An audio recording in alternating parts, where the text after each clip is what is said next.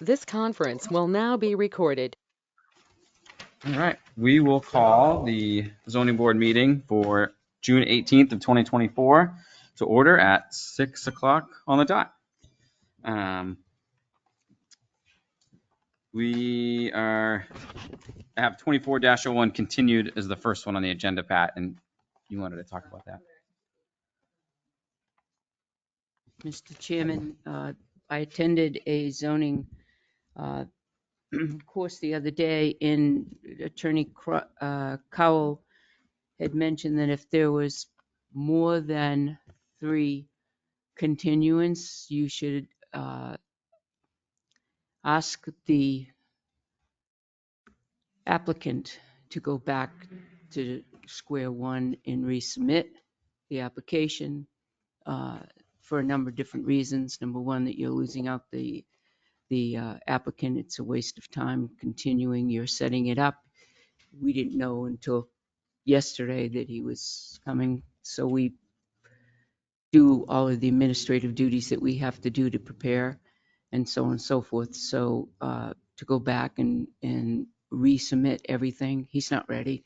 The earliest we can get him in is August. He is asking to put a building up. We haven't given him a yay or nay on that.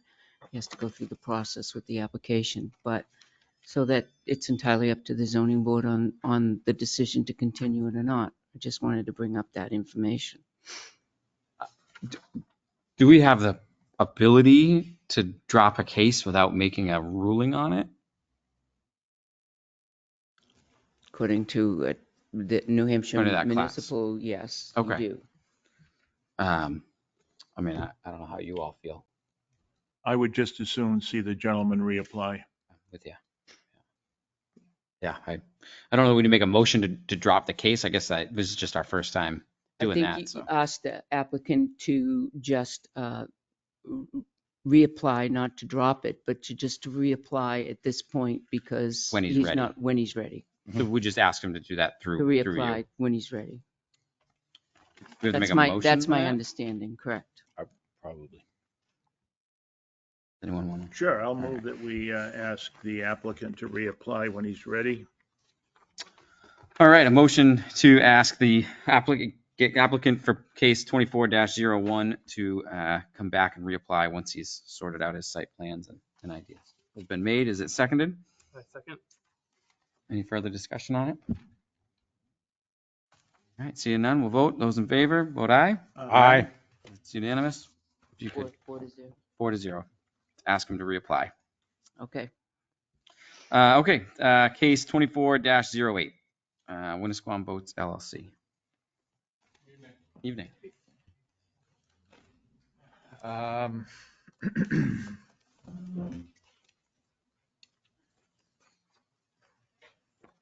I am John Arnold from Warren Reno, representing the applicant.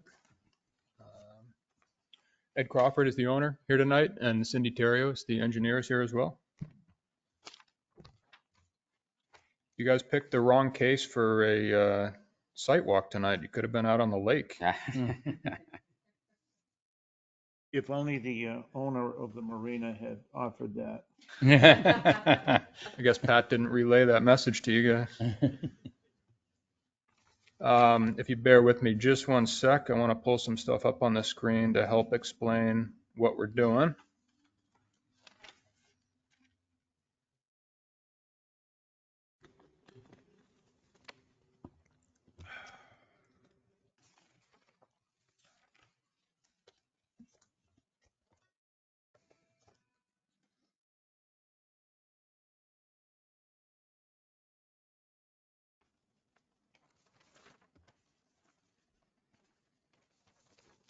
All right. There we go. So the property we're talking about tonight is 1003 Laconia Road. It's the Winnie Landing, part of the Winnisquam Marine. You're probably all familiar with it. But on the existing conditions plan, just to get you oriented, right on the left side here, Route 3.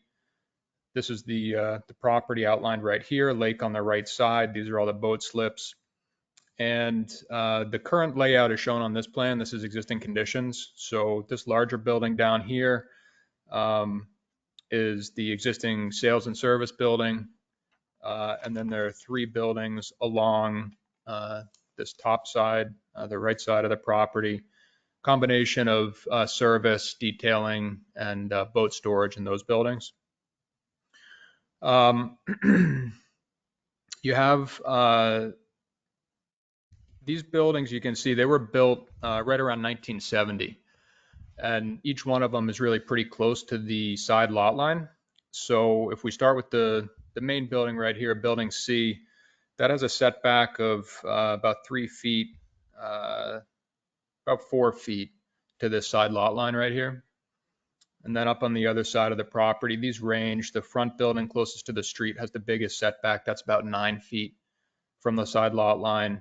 And then down in the middle here, you've got about 3 feet. And then this last building, well, I think I reversed those. This building's about 4 feet and the last building's about 3 feet.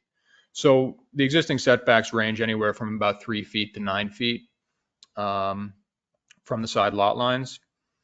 And what we're proposing to do is to tear down these 3 buildings across the top, and the back portion of this building C right here. The front portion would stay towards the road. The back portion would come down. And I'm going to pull up the proposed conditions plan to show you what's going to replace them.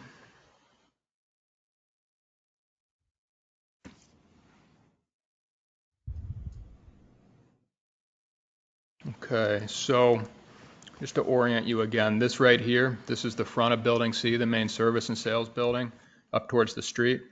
And then the back portion of that building that would get torn down is right here. In its place, this boat storage building would be built. And then on the opposite side where the 3 existing buildings are, those get torn down and there'd be one uniform building running down that property line for boat storage as well. The design of this building, of both of these buildings, the storage buildings, is largely the same. It's essentially 4 stories of boat storage, 3-sided building with one open side facing towards the middle of the property for forklifts to come in, pick up boats, bring them, set them into the racks for storage. The buildings would have a pitched roof, slightly pitched roof, and at the highest point of the roof, it would be about 45 feet. The existing buildings are a little bit shorter than that, but not a whole lot. Pull up a couple photos here for you. So this is looking from the lake, and this building right here is the existing boat storage building. It has 3 deckers of storage in it, fairly steep pitched roof. I think Ed can correct me if I'm wrong, but I think it's about 35 or high 30s in terms of height. 35. So the proposed building would add one more layer of storage. It would be a little bit taller, not a whole lot taller. The roof wouldn't be quite as pitched as this, so visually it would be, I think, more attractive. Pull up another view of this. So this is standing basically in the middle of the property looking towards those 3 buildings, the boat storage building on the right. And you can see from the 2 pictures, it's just, you know, it's kind of tired, quite frankly, built in 1970. Some of the siding's in bad shape, and it needs an upgrade. So a couple of things aside from those two new buildings. I mentioned to you that the existing side setbacks are ranging from about 3 feet to about 9 feet. And under the proposed construction, the side setbacks are going to improve. So the side setback on both sides is going to be a uniform 10 feet. So it's going to be quite a bit more than the shortest setback of 3 feet existing, and even more than the max of 9 feet that's there today. The other thing to note is that the existing boat storage building is about 18 feet from the edge of the lake right now. And when that gets torn down, we're going to shift everything back towards Route 3 a little bit, so that the setback from the lake is now going to be about 25 feet So further away from the lake, compliant with the front setback, in the side setbacks, but less so than the existing buildings. And the two variances that we're asking for tonight are, one, to be in the side yard setback, to allow a 10-foot setback instead of 20 feet where it's required. And the second is for the building height. As I mentioned, we're looking to do 45 feet. The maximum allowed in this district is 40 feet. So those are the two requests. I'm going to let Ed stand up and just talk to you a little bit about the marina and the operation here and kind of this project. And then once he does that, I'll come back and address the variance criteria. Sounds good. Thank you. Thanks.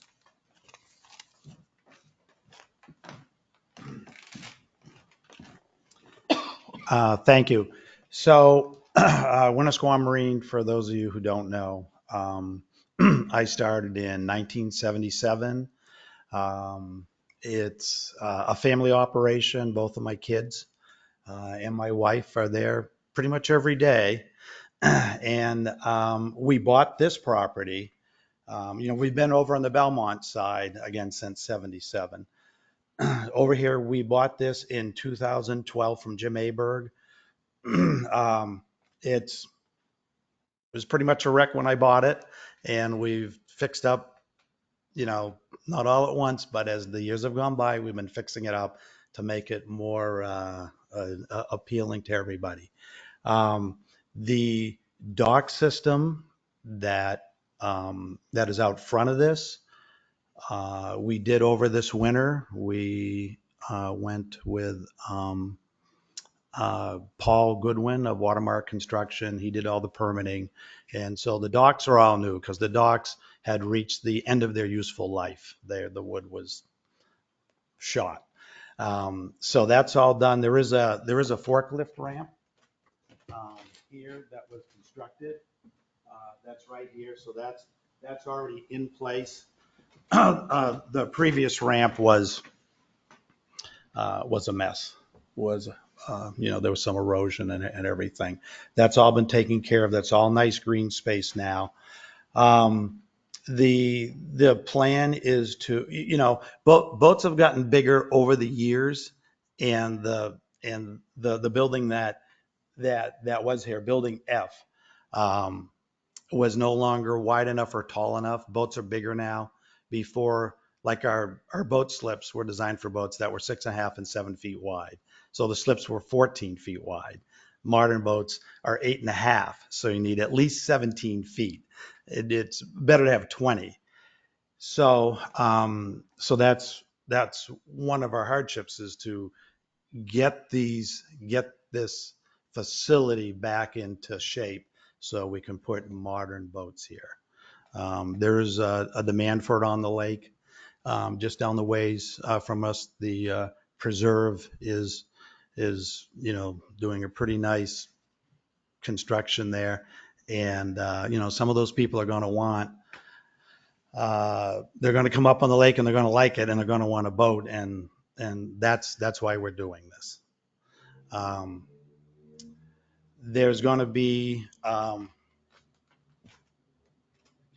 can't point on that, can I? Yeah, you can use Will the the mouse. cursor move The mouse around? will show up on the screen. Yep. Okay, sure. Okay, great. Okay. So we were at the Conservation Committee meeting last night, and we went over some of this, but there's actually a little bit more green space in our proposed plan than there is existing on these concrete areas here. There's going to be a walkway here for people to right in front of the rack, so that forklift operator can always see our customers. There's going to be, we discussed last night, our dumpster is going to be up here away from the lake. This is all a green area. Cindy had a printed plan where it showed the green area better, but there is a large green area surrounding this. I think that's all that I have. Okay.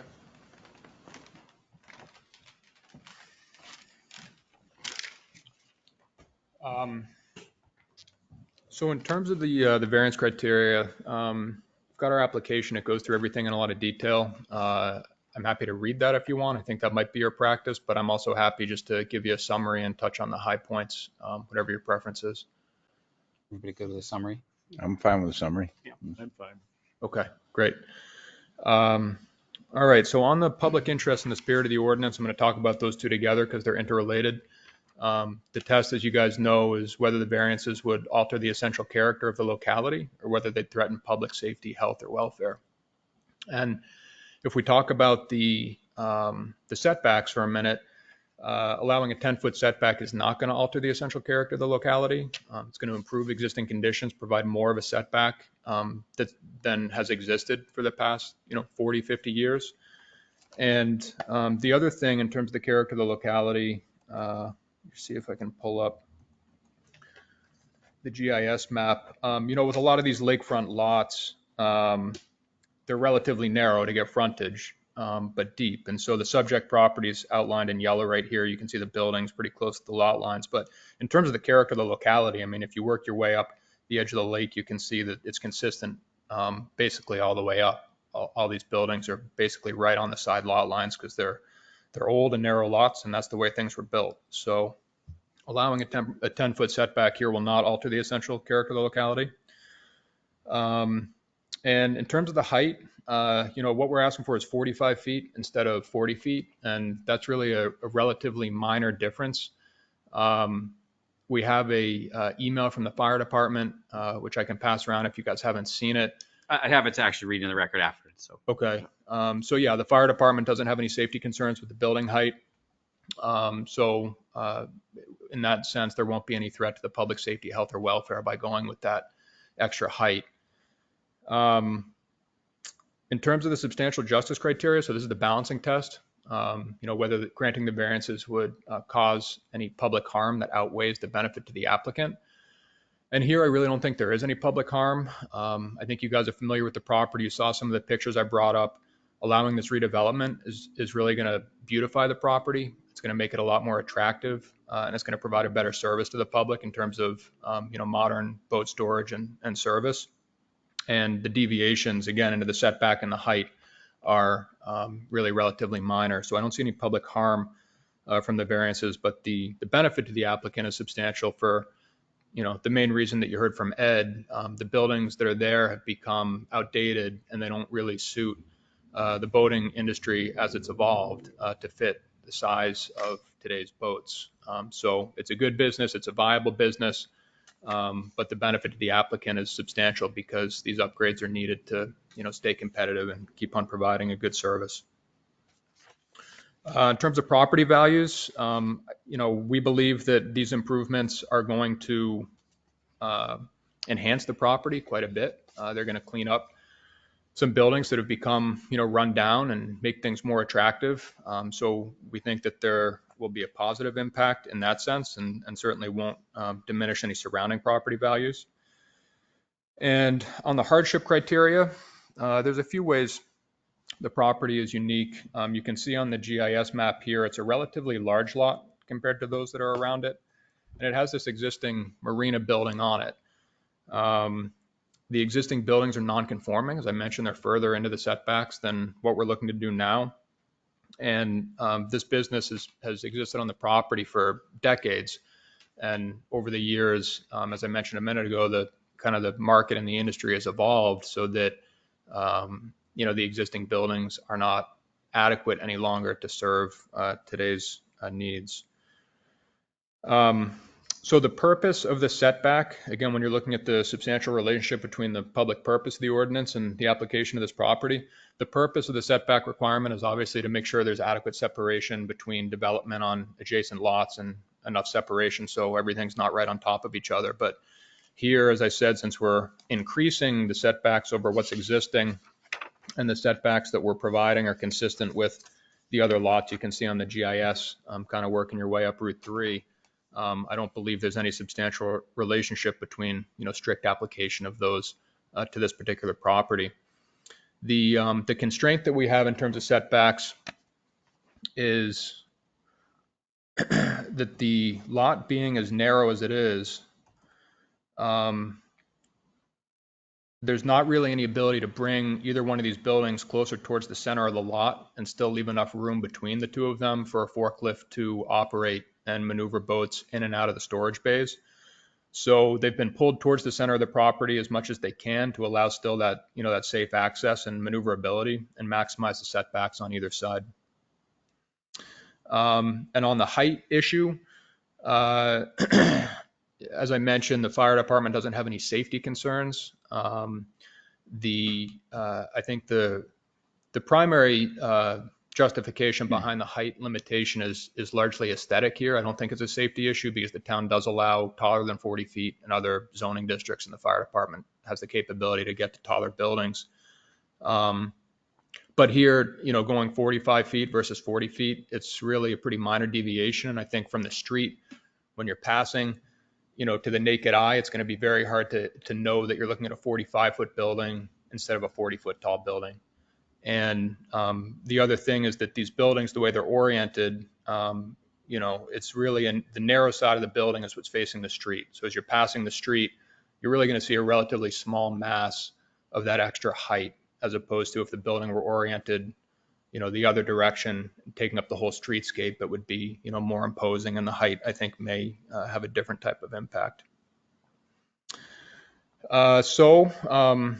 We think the use is reasonable. We think it'll be a dramatic improvement for the property. The requests, as I said, I think they're relatively minor and in a lot of respects improve what's out there today. So I think that's it, but happy to answer any questions that you have. Thank you. I just would like to read these into the record before we do questions, if you guys are good with that. We got a letter from Deputy Chief Balvenie from the fire department. Hi, Pat, regarding 1003 Laconia Road, height variance from 40 feet to 45 feet. It's my understanding this is an open, dry boat storage for boat valet service. This falls under NFPA 303. NFPA 303, the Fire Protection Standard for Marina Boat Yards, 2016 edition, Chapter 7.2.3, in and out storage and rack storage, has no height requirement listed. The height requirements come from the IBC, which is enforced at the town level. A height of 40 feet versus 45 in a firefighting sense would both present the same challenges. Neither could be reached with ground ladders, however, a ladder truck can reach both. The fire department has no opposition to the height change, and as discussed, our main concern is an adequate water source for firefighting activities. Height will not affect this. Feel free to reach out with any questions. And the second one is from the Tilton Conservation Commission. It's dated June 18th of 2024. The Tilton Conservation Commission met with Cynthia Tetrault and Ed Crawford from Winnisquam Boats LLC last night. Discussion included, 1, a number of questions about how much stormwater runoff would result from the proposed project. Ms. Tetrault said there would be no problems, but the TCC feels an expert should examine the actual calculations and data, particularly for 100-year storms, which are now even more frequent. Ms. Tetrault said the data would be made available to the town. Number 2, while they will not sell fuel, repair boats, or wash boats, diesel fuel will be brought in by truck to fuel the forklift. Commissioners suggested they designate a specific area away from the lakeside for fueling, so any fuel leakage can be controlled and treated. While the owner said fuel leaks are rare, it is better to be prepared in an effort to protect Lake Winnisquam. Number 3, all lighting will adhere to dark sky regulations and/or the town's downcast lighting and shielding. Number 4, trash cans will be located near the docks for customers, and a fenced and covered dumpster will be located on the property. Number 5, it is hoped that there will be some checks on boats that might bring milfoil or other invasive plants and animals from different parts of Lake Winnisquam. There are already some seriously involved areas with milfoil on the lake. And then a couple asterisks. One question that came up after the meeting with Winnisquam Boats was how the boats would be winterized for storage as far as removing fuel, protecting engines, and using antifreeze or petroleum-based substances. I just wanted to throw that in if you guys got questions.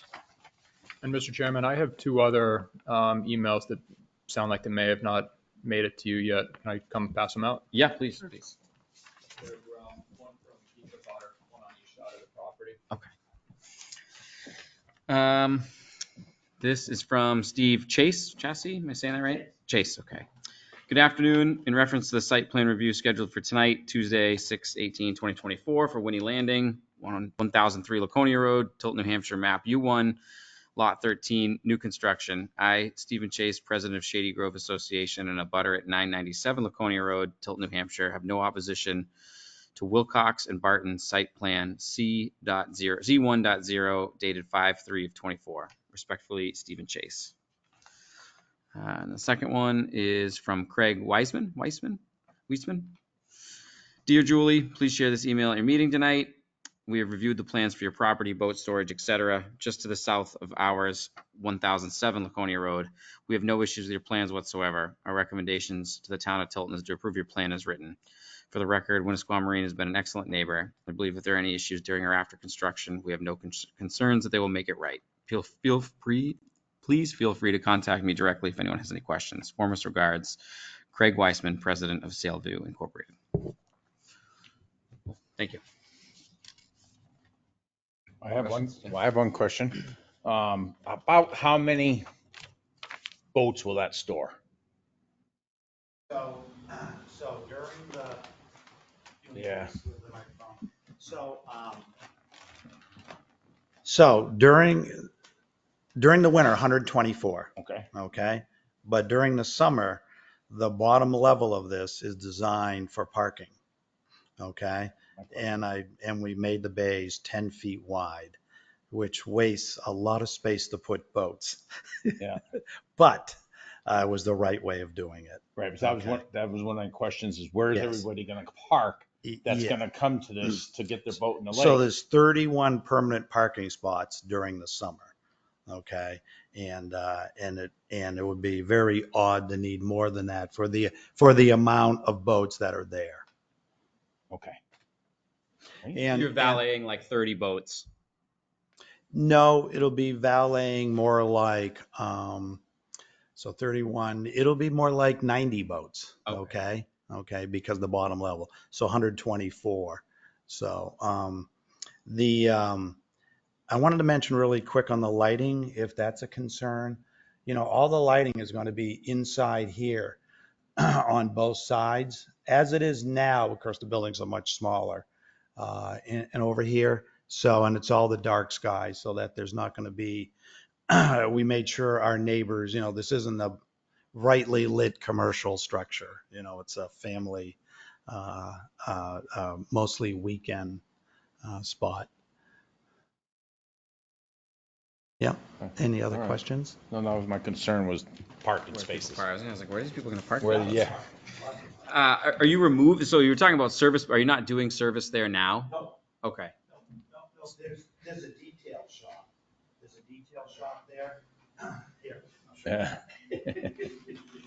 So going over this one over here, this was an old fiberglass shop that we closed down probably 15 years ago, that it just didn't make sense to have it there. Too many regulations and too many hazards and safety concerns. So we send all of our fiberglass out. This has always been a detail shop, cleaning of new boats when they come in. And so this one is also, but both of these are going to be torn down. And that operation is going to be moved to 31 Bay Road, where we bought the old Caswell building across from the concrete. That's ready mix now in Samerton. So all of that operation, we've already prepped that area for them to move right into. We did that last fall and some during the winter. So no, there's no service. And I think I heard somebody ask about winterized and boats and stuff. There's no service. There's no service bays. Everything's winterized, and then it comes over and get lifted up by fork truck and stored. Every gear case, there was questions yesterday. Every gear case to every boat is covered with a large, thick mill bag over every gear case, because people are asking about dripping, and they completely closed. And newer boats, that hasn't been an issue. What is the 5 feet gain? Is it just to get snow pitching? Is that what what is the gain for do you get more storage out of the 5 feet? I don't fully understand what. Boats are taller. Boats are taller now. People have towers and bimini tops. And so the most popular boat in the United States right now is a pontoon boat. And the bimini tops are very tall. And so in order to fit the boats in there, you really need to have have that extra height. It just doesn't work without it. Plus they're going from 3 levels to 4 levels. Right. Of storage, right. So a row of parking and 3 levels of storage. Yeah. But there'll be four levels of boat storage in the winter. Right.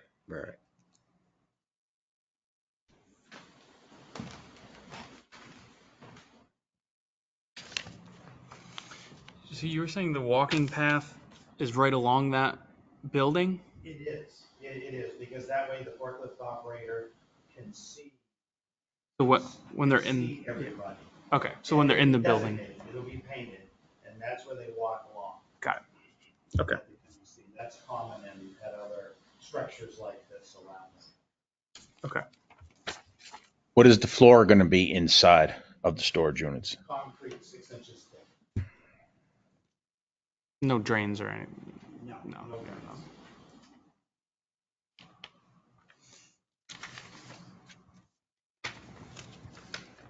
Any more questions?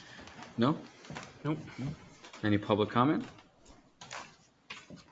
I don't see, can you, No, I don't know if anyone's online, but they're not Oh, yeah. chirping up. Any public comment from online? No one online? All right. Nobody there? You guys good to close and deliberate, everyone? Yep. Yeah, sure.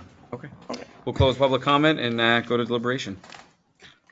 My only concern had been from the beginning on this project, whether or not if abutters were in line with this, because they would, to me, would be the biggest concern. I mean, I don't think right now, since the preserve was granted an increase in height, that this would be critical to go up just 5 more feet. Yeah, and it kind of seems like with this, Yeah. with the emails, they've weighed in Yeah, their stance. and I also, because of the amount of runoff in the back, they claim it can all be treated with the existing, but I guess if there's an issue in the future, that will have to be dealt with then. The amount of roof space? Yep, no, the Yeah. runoff from the roof during heavy rainstorms. Right. If they can capture it.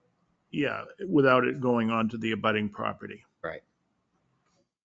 Which I guess, well, they are gaining a little more. yeah, So, it does you know. improve the setbacks from what exists. Yep. You might not be, well, I guess we can't ask this question. Never mind. I don't know whether there's an increase in roof space over what exists here. You know what I mean, overall. I just don't know the answer to that. It doesn't look like there's a significant increase in roof space compared to the buildings that exist. Kind of hard to see on Google Yeah, Maps. it's hard to do the math. If you want to reopen, we're happy to answer any questions if you want. Can we reopen? But yeah, we can, yeah. Yes. Would you guys like to reopen it to Sure. answer that? Sure, we'll reopen public comment. Well, is there a significant change in the amount of roof space between, the concern being runoff, Right. so you're changing the amount of surface area that's collecting and then running water off. So overall lot coverage right now is about 75%, and it's going down to just under 72%. So it's going to be more permeable area on the lot as a whole. Thank you. Also, more specifically, plan for the building. It's pretty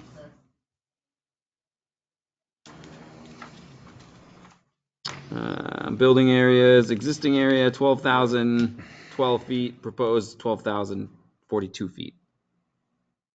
Yeah, but basically the same. And then existing lot coverage is 75 and proposed is just shy of 72. Thank you. I just want to clarify what I guess the question and an issue was, that if you take a look at these buildings now, and you take a look at the total roof structure going from the top to the bottom, and compared to even what was there before, I am not sure that everything that was there before necessarily had whatever you would call the entire width and length of the roof structure. In other words, you had some smaller buildings that may not have had as long a roof structure and would not have necessarily all pitched so that it Collecting in one would direction. collect all Okay. the water in one I direction. understand. And so they are increasing the buffer on, let's say, as I'm looking at this map on the right-hand side in the back from, I guess, from as limited to 3 feet up to, I guess, 10 feet. And the question is whether or not, if you have something such as a 100-year storm and you start collecting all that water on a pitched roof and it's going to land in that 10-foot area, is there any kind of guarantee that that runoff from that 10-foot area can accommodate the water without dumping water onto a budding property? That was kind of how the question came up. Okay.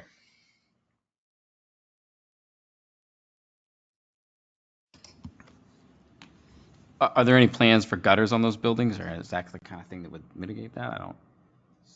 No, so I'm just gonna throw in that it's a very narrow space right now between both of our abutters, especially on the longer building. Oh, I'm sorry, especially on the longer building. And we have zero water issues. If somebody wanted to talk with Craig Weissman, actually, I'm not sure how to pronounce his name either.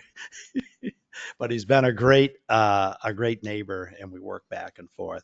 There's zero issues, and it's a very narrow space. And I believe Cindy's going to do like a 10-foot grassy swale, on the back there. Okay. Thank you. It's a substantial change in area that runs the entire distance. Thank you. Yeah, I mean, I guess Chuck, if it becomes a problem, the butters can bring it up, and then they'd have to mitigate it, correct? Yep. It was just a question, that's Yeah, all. no, And address I it, think sure. a realistic one, I've seen 10-foot areas before, length of this table. If you dump a lot of water on that during the heavy storms, I have no idea what it would actually look like. Or how fast it could Or how fast that, dissipate that water, sure. Yeah. I mean, because in some places they have retention ponds and so forth to handle that kind of runoff. So anyway, Oh, it's a good question, for sure. Now, would stone or something solve that problem? no, I don't. I think grass and a grassy swale with a little dip in it would be better off. So long as what's underneath allows the the water to be absorbed down into the soil. Okay. Any other deliberation? We should address these as individual motions if we're ready to move on to making motions. Each question on the application is a motion? Each variance we should approve or yeah. deny individually. I'm just looking for the verbiage to get it correctly here. You have it? Yeah. Yeah, there it is. Okay, let's go.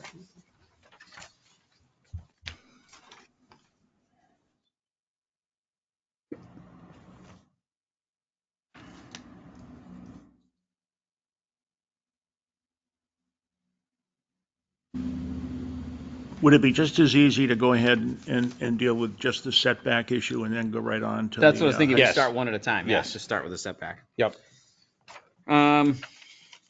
Sorry, I'm just getting gathered here. So variance 1, a variance from section 2.2.1 to permit a side setback of approximately 10 feet on the east and west lines, where 20 is otherwise required. We'll go through the 5 here. The variance is not contrary to the public interest. Anyone want to speak to that one? Yeah, I don't think, I think it's just kind of an upgrade from what's there already, and It's already there. Yeah. seems as though the public, or at least the abutters, don't have a problem with it. Yeah, I'm with you. The butters have both come out and spoken in favor of it, and it is an improvement of what exists beforehand. And yeah, I can kind of see where once you squish that in any further, you're going to be jamming up operations inside of the storage units. Number 2, the spirit of the ordinance is observed. You want to do that one, Brian? Or I can go first because we're in line here. I think the spirit is observed. We run into this all the time with the lakes. Right. The intent is to It's not allow for too much overcrowding, but the lake properties are tight. And Yep. again, this improves, is better than what existed. yes. While still making their property useful. Yes, it's more of a setback and it's improving the lot. Number 3, substantial justice is done. You want to do that one, Brian? Substantial justice, I think the same thing, that, you want me to read it off, or, I think it is definitely an improvement to the property. Yeah, I don't see any injustice to the public. No, I don't think, in the no, Setback. no, nope. Anyone else? The value of the surrounding properties will not be diminished. I believe you're putting up something nicer looking. You're taking away some eyesore now, possibly. So I definitely don't think the value of the surrounding properties would not be diminished. Yeah, I agree. I don't see anything. There's no demonstrable evidence here of property value changes. Literal enforcement of the provisions of the ordinance result in an unnecessary hardship because owing to special conditions of the property that distinguish it from other ones in the area. A, no fair and substantial relationship exists between the general public purposes of the ordinance provision and the specific application of that provision to the property. You want to speak on it? Yeah, I think it makes sense that the boats are bigger. Bigger than they used to be. Yeah, We're just on everything's- setbacks right now, but Oh, Oh, they kind of lumped them together. We're Yep. just addressing the setback okay. variance right now. Yeah. Even if we literally enforced a 20-foot setback, we would be There's no lot. 40 feet crossed into this lot, would significantly be impeding their ability to use the lot and pull boats in and out of it. It's not a change of use. They're using it for the same thing it was using. Mhm. I think literal enforcement would cause a hardship. And I don't see any significant impact to their relationship with the general public. And their proposed use is reasonable. Move on. Board? yeah. Want a motion to approve the variance on 2.2.1? Sure. I would like to move that we approve the variance on the setback for section 2.2.1 to approximately 10 feet. Do we want to do I guess the motion has been made for a variance, to approve the variance for section 2.2.1. Is there any seconds? I'll second it. Made by Chuck and seconded by Brian. Discussion, do we want to make it 10 feet as opposed to approximately 10 feet? Oh, yeah. Their verbiage is approximately, but does that mean 10'6"? Does it mean 10'3"? We want to put a hard number. Hard number of 10 foot. Sure, I'll go along with that. On board with that. So we made an amendment to the motion, so to approve the variance from section 2.2.1 to permit a setback of 10 feet on the east and west lot lines where 20 is otherwise required. Probably have to second them changing it. I'll second it. Brian. Brian seconds the amendment. All righty. Any more discussion? Those in favor, vote aye. Aye. Ayes have it. It passes. And then variance from section 2.2.3.2 to permit a building height of 45 feet where a maximum of 40 is otherwise allowed. Section 1 is the variance is not contrary to the public interest. Yeah, if anybody had a problem, it would be the abutters. And Right, and we didn't hear anything we heard good from the abutters. Yep. So. Yeah, and I agree with the kind of like, if this building was perpendicular to the, parallel to the lakefront, obviously that 5 feet would be more significant. But looking down the length of the building, it's not even the full height, it's technically the length of the building at an angle. Yep. just the front, yeah. Front. Yeah. Any thoughts, Chuck? All set. Number 2, the spirit of the ordinance is observed. Anyone want to speak? Again, the spirit of the ordinance is to not build buildings blocking people's view of the lake, on all these tight houses where someone gets a lot next to someone and they put up a 3 or 4 story house blocking it. And both abutting residences don't have a problem. And I agree again with the spirit being that looking down the length of this building, not across the length of it. I can't put my words together tonight to save my life. But I don't know how you all feel. What's that? I don't know if everyone agrees with that. Yeah. Yeah. Disagrees with that? Yep. Number 3, substantial justice is done. This is a similar one, whether the justice of granting the variance outweighs the benefit to the applicant versus whether the damage that would be done to the public. Correct. And I don't believe they're being damaged to public. The neighbors are on board. Benefits the public. Yep. Number 4, if this variance is granted, the values of surrounding property would be diminished. No, I don't. See any demonstrable evidence? No. And number 5, literal enforcement of the provision of the ordinance would result in an unnecessary hardship because owing to special conditions of the property that distinguish it from other properties in the area, no fair and substantial relationship exists between the general public purpose of the ordinance provision and the specific application of that provision to the property. Want to speak? Yeah, some boats are getting bigger. I don't think there's a way to store this many boats without making the building taller or making the new building taller. Yeah, and the building's already getting taller. It's just whether it gets 10 feet taller or 5 feet taller. They're already going to the max. Right. I don't see how 5 feet of height on this would be damaging its use. Thoughts, Chuck? Oh, I'm all set. Good. Yeah. And the proposed use is reasonable. Everybody on board, the proposed use is reasonable? Yep. Yes, absolutely. That's what they're using it for now. Yes. Any motions for 2. Yeah, I'll make a motion to approve variance from section 2.2.3.2 to permit a building height of 45 feet where a maximum of 40 feet is otherwise allowed. All right, motion's been made. I'll second that. Seconded by Chuck. Any discussion? No? Nope. All right.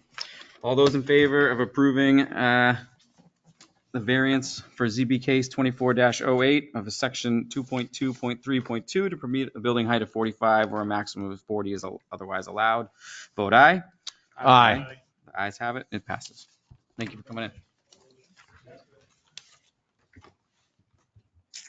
All right. The only other thing we have is approval of the minutes, which the only thing Jim seemed to have an issue. I don't know if we're. Yeah, and I pulled that up too. And to be honest with you, when Suzanne replied, she also asked if whether or not he had any specific language that he wanted to include. I don't believe there was any reply to that. I'm comfortable moving on to accept the minutes, and I guess he could. Can he bring it back up and reopen them if he objected to it? You saw Suzanne's response to. Yeah, and I didn't see him answer back to it either. Yeah. I didn't know. So I'm comfortable with approving the minutes as We're written. supposed to approve them in a certain time frame, right? You are supposed to. We could put off approving these until the next meeting, but I don't see if that particular question is of any major importance. Yeah. And he had opportunity to respond back, so.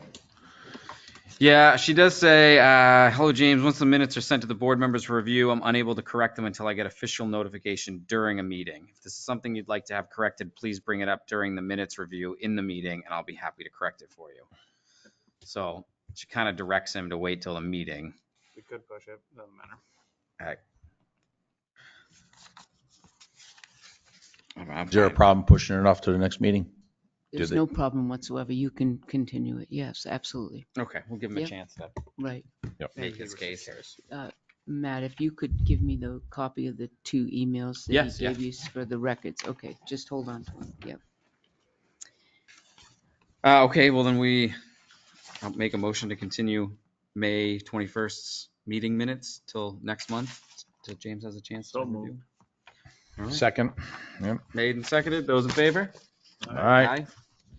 Anything else? I just need to know how you want the delivery of your packets. Would we like to continue getting them emailed to us a week before the meeting? At least a week before. At least a week before? Sure. Email. Yeah. Is that easiest for you? Absolutely. Okay. Yep, Okay. that's much easier. Perfect. Well, This conference will now be recorded. Have fun with that one. Anything else anyone's got? I'll make a motion to adjourn the meeting at 6:55. 6:49. 6:49? All right, motion's 6:49. been made to adjourn, I'll second. seconded by Steve. Any discussion? Those in favor? Aye. Aye. Meeting's adjourned.